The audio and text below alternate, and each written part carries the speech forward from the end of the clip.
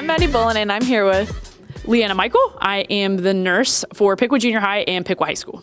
And what does Women's History Month mean to you? So Women's Month to me, that's a hard question.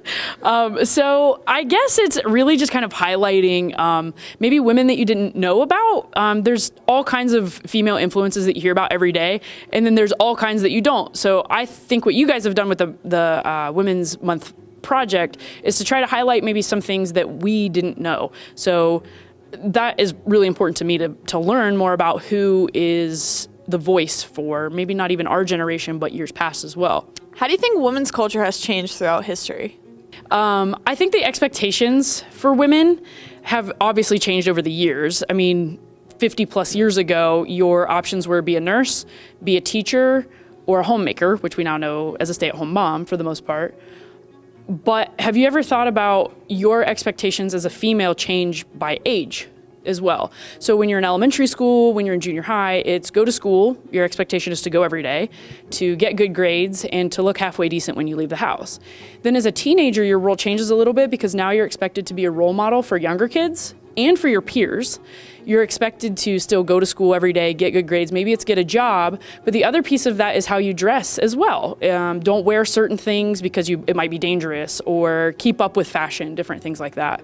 So for myself, I guess it's been learning how do I fit into those roles, and they have changed over time. So I've been with Piqua City Schools for almost 10 years. So for me, that role has looked a little bit different over time. I worked with first through third graders first, and then kind of into that 4 through 6, and now I'm 7 through 12. So being that example for our young ladies and our young men too, to be a positive role model, to show what is expected of you as you age and what you grow up to be.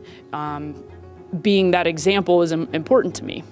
What does it mean to you to be a successful nurse and mother? Oh, that's a big one. Again, something that's changed over time. It was originally you were in business or you were working, and then you became a mom and you stayed home with your kids until they were old enough, whatever that meant to you, that you could go back to work. For me, it's always been important to do both. The best way I can describe it is to share my background. So my grandparents, my mom's parents, were 16 and 18 when they had my mom. My grandma wasn't allowed to finish high school until she was 22 years old. She went on as a mom of 4 and then 5 and then 6 kids to finish her degree at Wright State. She became a teacher. She taught business at Graham. My grandpa during that time worked 2, sometimes 3 jobs to make sure that that happened for her. So it was important that he showed that he was supportive for her to become what she wanted to be. So they ended up buying a business and owning a business and running it themselves for 30 years. She kind of ran the business side, he did the physical labor. So that showed my mom then, you work your way up to be what you want to be. My mom worked her way through college and became a certified public accountant. She's now the CFO of a company here in town. She works at Crayex Corporation, which is also a company that has a female president. So I've always grown up knowing that women could be powerful, intelligent, influential, and so it's important to me to do the same thing. I not only have a daughter who's 4, I have a son who's almost 2, and it's just as important for him to understand that women can be whatever adjective you want to use: smart, powerful, intelligent, successful.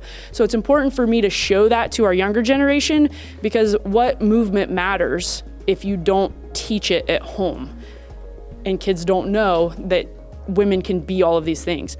Success and power don't come from gender. They come from intelligence and leadership skills. What changes do you hope to see from young women at the high school in the upcoming years? Okay, so I am a Piqua kid through and through. Was born in Piqua, K-12 graduate, and now I work here. So I'm a lifer, I guess you would say. So seeing how Piqua High School and the kids at Piqua High School have changed over the last, I don't know, however many years you want to use, has been interesting. History does repeat itself. So fashion is repeating itself, which sometimes is a good thing, sometimes isn't. Hairstyles, the mullet is making a comeback. But there are some things that I think can very positively come back. I think we've seen a huge decrease in pride and female involvement in school extracurricular activities. And I think part of being successful for me has been being involved. So when I was in high school, I was on the volleyball team. I was the mascot one year for the football team. was a DARE role model, Piqua teen leadership, different things like that. Being involved in that and having pride in where I was and who I was representing helped set me up for success later. How to be part of a team, which is important when you work and have a job. Also raising kids, having relationships outside of work. Those are all important things, and teamwork has really taught me that and set me up for success there. I had great role models, but also being involved was really helpful. So I guess the short answer is I would like to see that Piqua pride come back and see females more involved in things, trying new things. I think we do have a good foundation here. We have so many extracurriculars to be involved in. I would just like to see some of that Piqua pride in our girls come back. And who are some women you personally look up to? So who inspires me? I think it's really easy to be like, well, my mom or my grandma, but they really have been huge influences in my life, both my grandmothers and my mom. I want to say my daughter, she makes me want to be better and to be a really good example. I'm not saying I'm the best example for what a strong female is, but I'd like to think I'm not a bad one either. So I think those, like that family influence is huge. But I take a lot from just various stages. There are a lot of people that are females specifically that people don't know about. Reading is a huge part of how I learned that.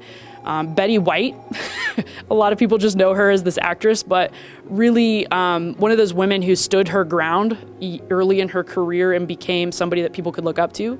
Mary Tyler Moore is a big one for me, was a really successful businesswoman, actress, TV show host. That's important to me because she was type 1 diabetic. I also am type 1 diabetic, so it was really cool to see a role model like me. I would also say Jean Carter Cash. So if you know anything about her, she's Johnny Cash's love of his life. She had this saying that said, I wasn't the prettiest, I wasn't the smartest, I wasn't the most talented, but I was the funniest and people remembered me. So I take a lot from her as well. Those are some of like the ones that people don't really think about, but I think I'm obligated to say Florence Nightingale as a nurse, especially during a pandemic. She's like the first person who ever said, wash your hands to prevent the spread of disease. And what are we telling you 100 years later? The same thing. Thank you for interviewing with us. You're welcome.